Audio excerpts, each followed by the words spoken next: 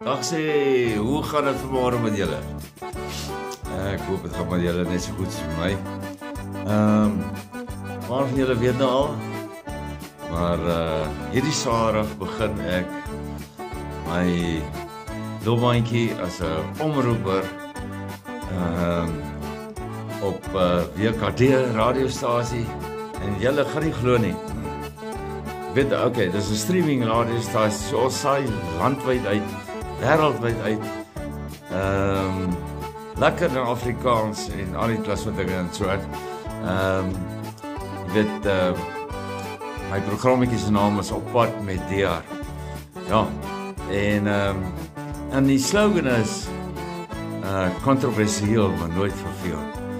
Anyway, ek wil julle graag saam met my hê, saam op die radio, van 3 uur tot 6 uur, hierdie Saterdag.